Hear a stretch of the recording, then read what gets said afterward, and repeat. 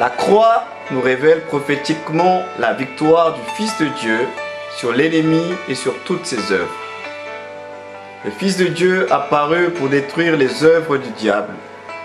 Maintenant, le prince de ce monde est jugé. Christ a dépouillé les dominations et les puissances et il les a publiquement livrées en spectacle en triomphant d'elles par la croix. Par sa mort, il anéantit la puissance de celui qui avait l'empire de la mort, je veux dire le diable. Les dons de la croix. Dieu qui n'a point épargné son propre Fils, mais qui l'a livré pour nous tous.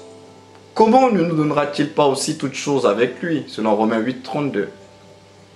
La croix, facteur et gage de la rédemption universelle, comble le double abîme qui traversait l'humanité, abîme de culpabilité entre Dieu et les hommes, abîme de haine entre juifs et païens. La croix réconcilie l'homme avec Dieu. Vous qui étiez autrefois éloignés de Dieu et ses ennemis par vos pensées et par vos mauvaises œuvres, il vous a maintenant réconciliés par la mort de son Fils, par la mort que son Fils a souffert en son corps dans sa chair. La croix unit les hommes entre eux. Maintenant, Jésus-Christ, vous qui étiez autrefois éloignés, vous avez été rapprochés par le sang du Christ, car c'est lui qui est notre paix.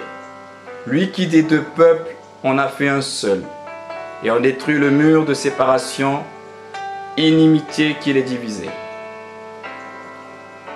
Le précieux sang de la croix nous rachète de la malédiction de la loi, de l'esclavage du péché, de la colère à venir, de la crainte de la mort.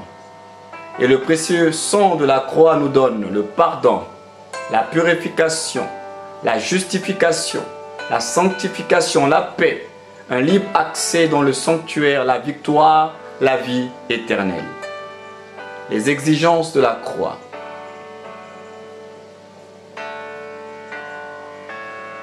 En retour de tant d'amour, la croix exige que nous devenions justice de Dieu en Christ et que nous vivions une vie livrée, sanctifiée, crucifiée, digne de l'agneau qui a été immolé. Vie livrée. L'amour de Christ nous possède et nous estimons que si un seul est mort pour tous, tous donc sont morts et qu'il est mort pour tous, afin que ceux qui vivent ne vivent plus pour eux-mêmes, mais pour celui qui est mort et ressuscité pour eux. À ceci, nous avons connu l'amour, c'est qu'il a donné sa vie pour nous. Nous aussi, nous devons donner notre vie pour nos frères, selon 1 Jean 3, verset 16. Vie sanctifiée. Dieu vous a réconciliés par la mort que son Fils a souffert en son corps, dans sa chair, pour vous faire paraître devant lui saint, sans tache irrépréhensible. Il a porté nos péchés en son corps sur le bois, afin qu'étant morts à nos péchés, nous vivions pour la justice. Vous avez été rachetés à grand prix. Glorifiez donc Dieu dans votre corps et dans vos esprits qui appartiennent à Dieu. Vous avez été rachetés à grand prix. Ne devenez point esclaves des hommes. Vie crucifiée. J'ai été crucifié avec Christ. Si je vis, ce n'est plus moi qui vis, c'est Christ qui vit en moi. Et si je vis encore dans la chair, je vis dans la foi au Fils de Dieu qui m'a aimé et s'est livré lui-même pour moi. Que je le connaisse et la communion de ses souffrances me rendant conforme à lui dans sa mort. L'attraction de la croix.